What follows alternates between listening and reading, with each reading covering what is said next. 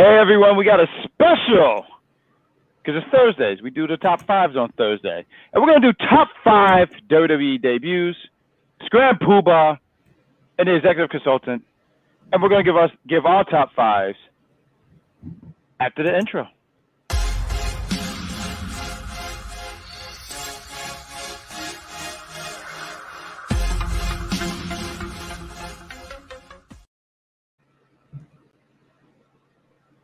I thought that was all the way down. But hey, everybody, it's Thursday night. It's 8, well, not 8 p.m., but 8 something.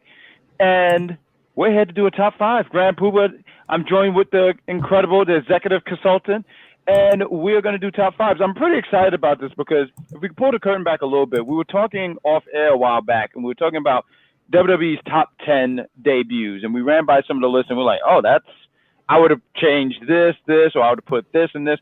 So we're going to do a top 5 on it, and I'm really interested in hearing what your list is. Why don't you tell the lovely people, how are you, by the way, real quick, before we start? Oh, I'm doing fantastic. It's wonderful. It's a good day. It's a good night to talk about some debuts. What you're alluding to was the top, I believe, 25 debuts they did, which is about 2 weeks ago, which was controversial to say the least. However, I can't say they were necessarily wrong. I mean, it's an opinionated list, and unless you just say something stupid, you're not wrong. Not at all. But we want to give our opinions. We want to give our thoughts. And, of course, we want you all to talk about your thoughts and your opinions of some of the best debuts you've ever seen in the world of wrestling. And we're going to give ours. Well, I only thought we were going to strictly keep it WWE, but now that you said wrestling. I can tell you my entire list is WWE, unfortunately. And I don't mean to alienate anybody else who watches anything else, but my entire list is WWE. Yeah, I was prepared WWE. So do you want to go off first, or do you want me to kick off this bad boy? Like, what do you want? You are in charge, young sir, so it is up to you. I can't help but say I love when you mention that dimension, how much younger I am than you. Thank you for always pointing it out, good sir. Yeah, quite young, much younger. So we're gonna kick off this list. My number 5. I'm gonna go with. Let me paint the picture, right? The year is 2003. The Rock is in the ring. And as he's in the ring... This is going to be really amazing because you hate this person, but go ahead. No, let me finish. I'm trying to get to the point here. Why would you interrupt my bit? So he makes it... The Rock's in the ring. He just defeated Stone Cold Steve Austin, WrestleMania 19.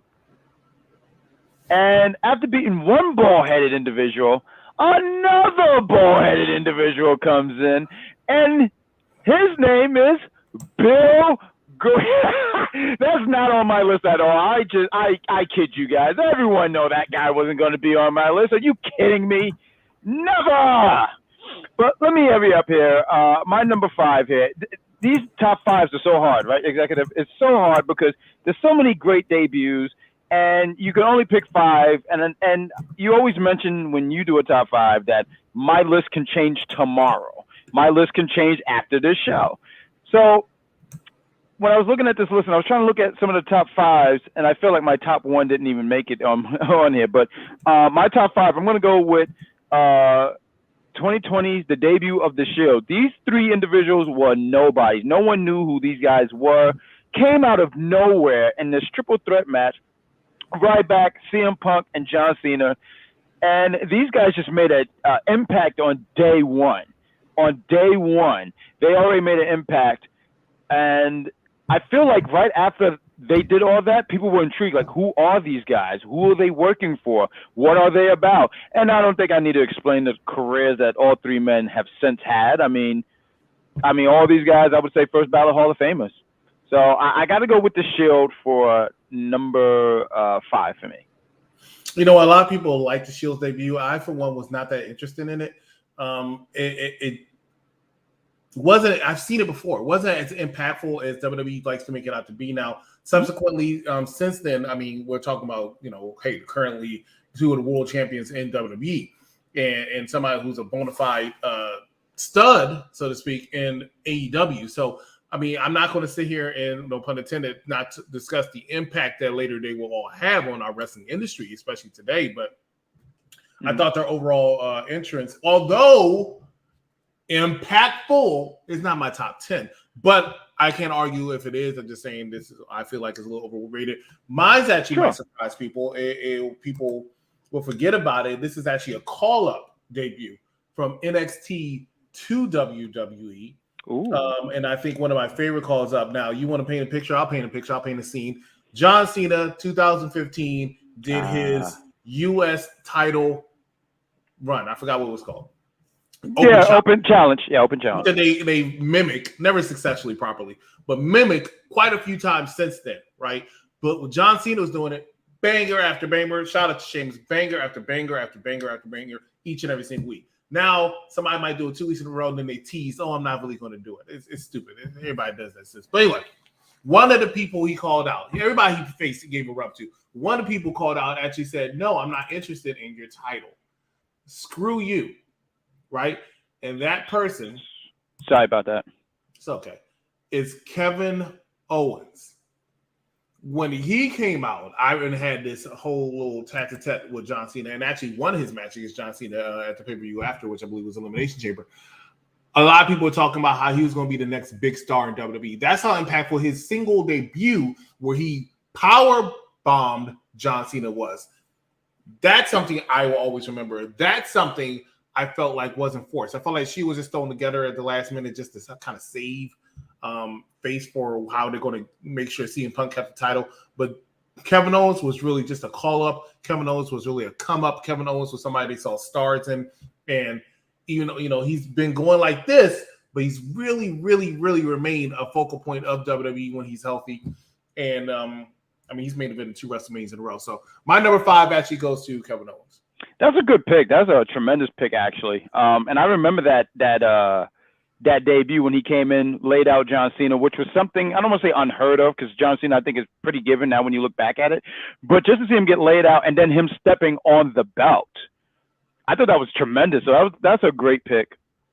We're gonna go to number 4, and number 4 is something that I can't sit here and say as a kid I watched it like in live time watching, but I can only imagine how it was for a lot of those kids that, we're not far apart in age, but was watching and seeing the debut of this man right here, The Undertaker, Survivor Series 1991.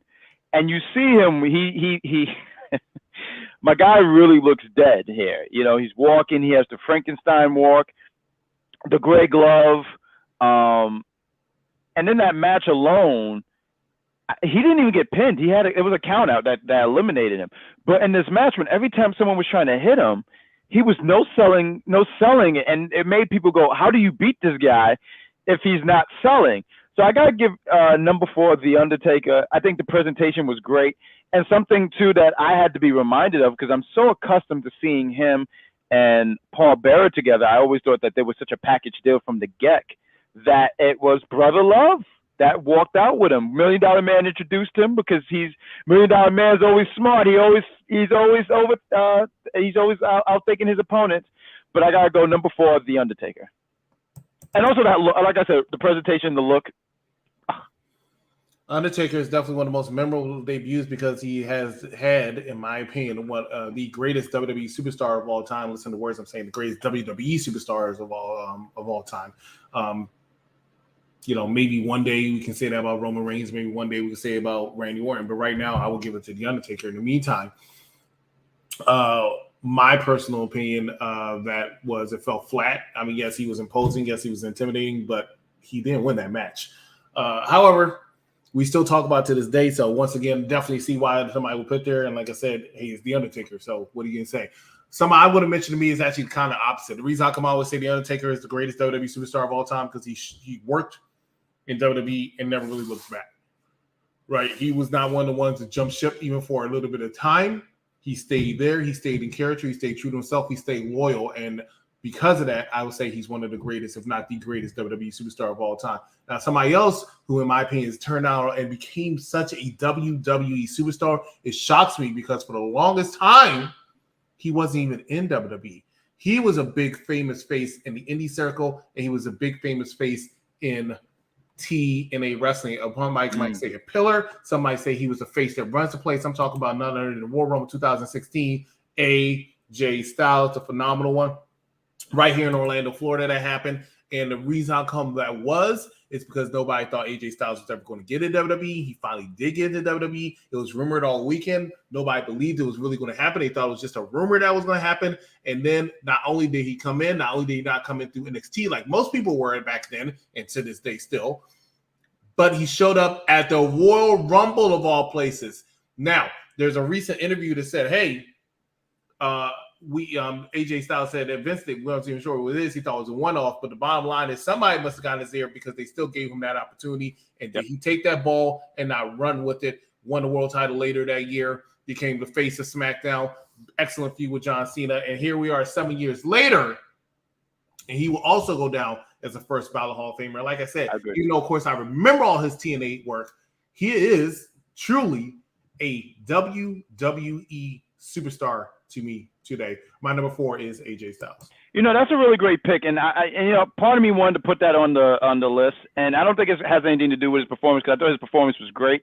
I remember watching that live with some friends and just saying like, "Oh my God, this is such a treat here," because not everyone watched TNA, and not a lot of people watch New Japan, and I will always sit here and say that is what got him into WWE was his New Japan work, but a really great debut. I was bummed when he got eliminated, and I was just saying, like everything you said, I was just hoping that they would give my boy a chance. And man, 2016 AJ Styles was on fire, just on fire. Probably, we're talking about debuts and stuff and rookie years and stuff like that. I would ask you this real quick. Do you think that his rookie year, and it's funny saying rookie year for him, he was already like 12, 15 years into the business. Do you think is in the conversation with someone like Brock Lesnar and Kurt Angle, because those are the converstions that we have for rookie years. Like those were he was having his year, and I see why you're saying rookie year, and I see why you say, hey, But if we were to have a top 5, and that probably will happen sometime. Top 5 greatest rookie years in, let's say, WWE, right? Yeah, Kurt Angle definitely needs to be up there. Brock Lesnar definitely needs to be up there. I would definitely put AJ Styles in that running. AJ Styles needs to be in that running, in my opinion. And hey, not to spoil anything, if we ever do it, like I said, which you probably will. I know he's unpopular, but Alberto Del Rio had a fantastic first year in WWE. So those are all Ronda Rousey. All those are all people that I would put in there. Ronda Rousey, definitely. So we're going to number 3, right? So number 3. I feel like we already spoiled it because we already gave it away. But because we're painting pictures here, the year is 2002. It is the night after WrestleMania 18. It was a really, honestly, my favorite WrestleMania. Everyone says 17, but 18 to me was the best. It's a hardcore match. You have 18. Ooh. All right, go ahead. I'm sorry, what you want to say there? I don't think 18 is anywhere near 17 at all. Everyone says 17, and I think 17 is good. 17 but it's the most perfect WrestleMania you can have. The only thing WrestleMania that I can put up there near WrestleMania 17 is WrestleMania 19. Was very close. I can interchange that sometimes. And WrestleMania 28, in my opinion, but I'm a little biased because I was there. But WrestleMania because you was there. Okay. Which one was 28? I mean, from my memory, was that the one that Rock and Cena, once in a lifetime, Undertaker and Triple H Hell in a Cell match. Okay. No, I can. Daniel Bryan, Sheamus, CM Punk versus Chris Jericho. I mean, it was just a phenomenal event. I still would give the edge to 17 and then maybe 19, then maybe 28. But I mean, I can't see 18. But go ahead. I'm not saying it was a bad WrestleMania. It was great. No, I understand. And maybe for next year for WrestleMania, we'll do that. I don't think we've ever done that. But next year, WrestleMania. The first ever top 5 was a WrestleMania top 5, but okay. Oh, okay. Ooh. Top 10, actually. Oh, top 10. Check that out. But the year was 2002. It was after WrestleMania 18. And we have a hardcore match between Al Snow and Maven. And as they're having this match, a bunch of other people jump into the match, Spike Dudley, and there's probably somebody else. I can't think of it. But all you see is this big, menacing-looking being that you've never seen before. And you're like, who the hell is that? And he comes in the ring, and he smashes Al Snow, just hit him with this ruthless spine buster. Smashes him through the table. Al Snow's back is blown. Maven tries to get in there. Fun fact, the very first person to get the F5 live was Maven. I remember seeing that move for the first time, and I'm already revealing who it is. We should probably just put the picture up. But my number 3 is Brock Lesnar. But the way that this man just debuted, smashing, this picture didn't go up, did it? No, it did not. It did. It did. Okay, no, it didn't look that way on my screen. But the way that this guy just came out of nowhere, smashed everybody, F5'd Maven, Spike Dudley, the power bombs that this man ate. Like when you watch back at it, my back, I don't think my medical can cover that. He destroyed everybody in this ring. And then you see Paul Heyman, who was exiled all those months ago with Brock. And I remember when I first saw Brock, I said, maybe he's an ECW guy and I don't know it because I just didn't know who he was. And I mean, and you know, we talked about rookie years, had a hell of a year in 2002, didn't lose until November, Survivor Series, because of Paul Heyman. But I thought that was such an impressive debut, and I felt remiss if I didn't have that in my top 5. And that was your number 4? 3. Did I go to 3? Did I say 3 yet? No. Didn't I go first? No, I went first. You went first. Oh, I thought I went first. Okay. All right. My number 3 is somebody we haven't talked about at all, and that is Brock Lesnar. Brock Lesnar is my number 3 pick because he had a phenomenal way. I mean, you still remember him coming out and power bombing the hell out of some people and making it look painful. And the fact that, I mean, he's a big guy and he just looked intimidating. Still looks intimidating, even more so now, actually. But looked very intimidating. And he returns with Paul Heyman. I mean, you can't get much better than that. We are just being joined since we're number 3. We want to bring in King Vaughn because he was running a little bit late. That's perfectly fine. No problem. Come on in, King Vaughn. And let's get your 5, 4, and 3, and then we'll continue with number 2 and number 1. Okay. So my number 5 would have to be probably, I say, AJ Styles from 2016 when he made his debut. Check that out. You know, so as far as my number 4 would, I think I have to go with I have to go with Jericho from 1999 when he made his debut, and my number 3 would have to be, I'm thinking, I'm kind of leaning towards, actually I'm number 5. I'm gonna go with Lesnar. Number 4, AJ. Number 3, Y2J. Number 3, Y2J. Okay. Mm-hmm. All right. All solid picks. All been picked already. I believe I picked Kevin Owens for number 5. Number 4 was AJ Styles. And number 3 was Brock Lesnar. And then the Cran Pooba over here picked his number 5 as... I had The Shield for number 5, The Undertaker is number 4, and number 3, there we go. And number 3, Big Broccoli, Brock Lesnar, the last Brock. Okay, let's go to number 2. Do you want? I'm kicking it off. Yeah. Okay, I just wanted to be sure. No, it's okay. to me. No, it's you. No, well, okay, no, it's me. Okay. For my number 2, I feel, Jesus. I'm sorry, my oh my goodness. For my number 2, the year is 1997. And, Undertaker's beating the hell out of Shawn Michaels. Shawn Michaels probably said some things to the big Texan, and Undertaker didn't like it. So, he's beating him up in this Hell in a Cell. Blood is flying. He's not singing Sexy Boy. He's singing Bloody Boy. Oh. And then here comes the debut of Undertaker's brother. If I could say a quote, that's gotta be Kane. That's gotta be Kane. That is what one VKM said as this big menacing, and I think presentation is everything. You see the mask, you see this big giant of a man. He has one shirt with a sleeve, the other one showing off the guns. He has the glove on. You see Taker, who don't show a lot of emotion, is like, I thought you was dead, because they had these weird storylines where the house burnt down, the parents died, but the kid didn't die, which is sound like something. I can't think of a director, but he comes in, he tombstones the Undertaker. Undertaker's laid out 1, 2, 3. Shawn Michaels pins him, and I thought that was impressive. And he did so little in that debut. He ripped the cage open, came in there, he did this, and then there's fire. What's not cool about fire? I mean, it sounds kind of menacing when I say it, but yeah. Number 2, the Big Red Machine, Kane. All right, my number 2 has to be none other than That's Gotta Be Kane. That's Gotta Be Kane. Kane's little brother debuting at Bad Blood 1997. During the Undertaker Shawn Michaels match is something that's very memorable that people always remember to this day. I can't say they try to recreate it. They do a little bit, but not completely because it's hard to recreate that. But I don't think even with that debut, I don't think Hell in a Cell would be as popular as it is today if it wasn't for that debut.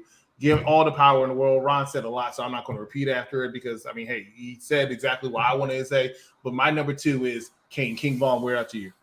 Yeah, you know what? I think it's going to be pretty unanimous when it comes to Kane number 2. So and now that you mentioned Taker, I would have to move the Brock one out and put the Taker debut there instead because Survivor Series, because without Undertaker, you wouldn't have Kane.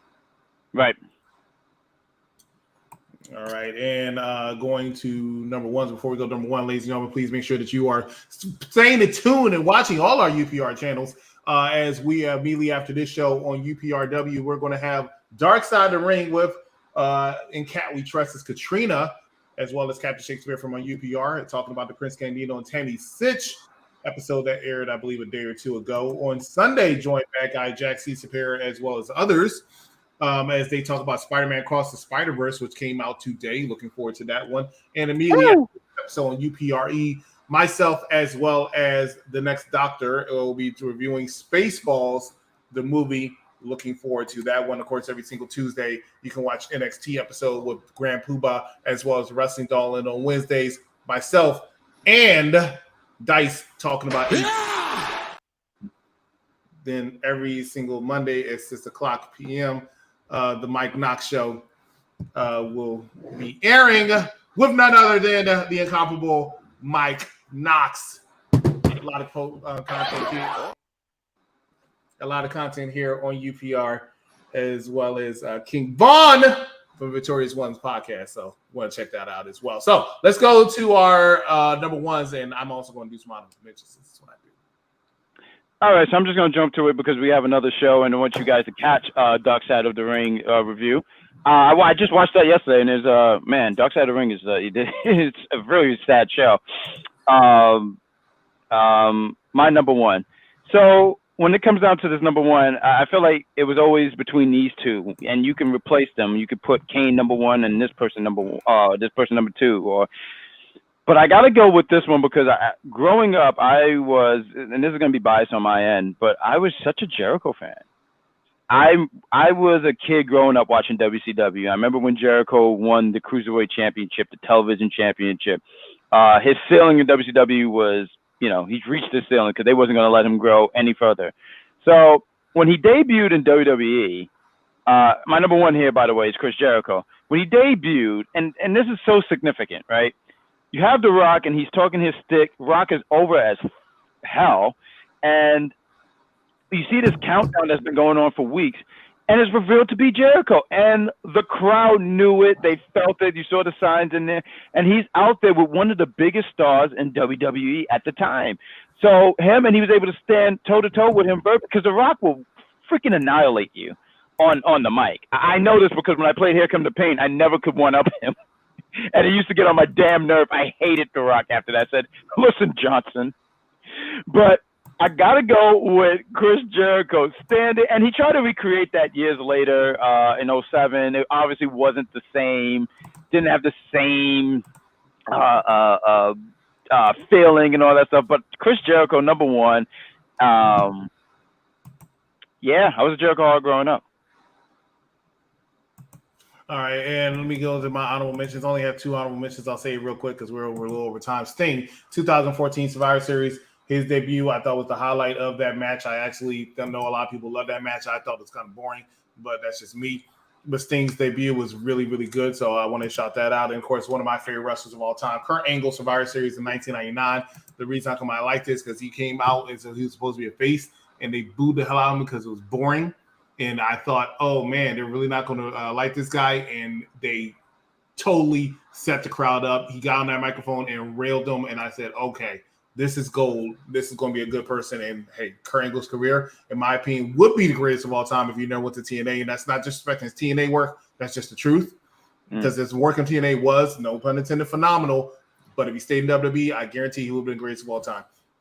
Number one for me is somebody that was not mentioned again. Not mentioned again. It's not like my number 3. It's not like my number 2. It's my number 1, Chris Jericho from 1999. Out there, interrupted The Rock. I mean, you can't get better than that. I mean, it's Chris Jericho, who you can see now on AEW and realize, wow, he really is an egotistical son of a mother. But when you have debuts like this, I can see why you're egotistical son of a mother. My number 1 goes to Chris Jericho. King Vaughn, let's go ahead and make you unanimous. All right, so I already had Jericho as my number 3 on the list. Oh yeah, you did. Oh yeah, I was surprised. And I came to 2, so I got Taker at 4, AJ 5. So Legend's my honorable mention as well as Kurt for all the same reasons. So my number 1 is actually going to be a little bit of a twist because today is actually the 9-year debut that this particular group defeated Evolution. And of course, I'm talking about the Shield. Wow. And the reason why I say that is because of the fact that they came out of nowhere. You know, no pun intended to the RKO. But the thing is, because they made such an unexpected surprise. There was something we had never seen before. And with the way that they followed up on their debut, unlike some of the other ones, they followed up in a phenomenal way. Like their careers speak for themselves. But for them to be like these hired guns, mercenaries, and just Mike, you're not in space. But anyway, whatever. But anyways, for them to be these hired guns and these sort of like mercenaries and do the things that they did and to excel the way they did, it's legendary in and of itself. Good stuff. Yeah, thank you. Good stuff. Good stuff. I feel like in a ways our list, although ranked differently and maybe 1 or 2 names that was not the same, I feel like our lists were all pretty much similar. I feel like the executive copied off of my test. 1, 2, and 3. You copied. That's hilarious. Yeah, that's pretty funny. And the thing is, like, I agree with Chris as well. So, as far as like Kurt Angle, for all the reasons, that's why I have him where he is. But yeah, like our list is pretty much. It's pretty similar. Consensus. Oh my God! Stop backstage. Okay, top 5 debuts. Great time. Glad we had this conversation. Please make sure that you join us immediately right now because it's going on right now. Dark Side of the Ring Within Cat We Trust with Katrina Storm as well as Captain Shakespeare. Thank you so much for watching us and follow us on all our social medias. There's a maniac backstage. We'll talk to you next time right here on Unpopular Review. Good night, everybody. Night.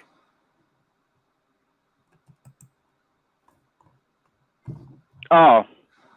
Yeah, go ahead, Ron. Yeah, I don't. It's the last time. All right, bye, folks. Where's this? Let's hit this one.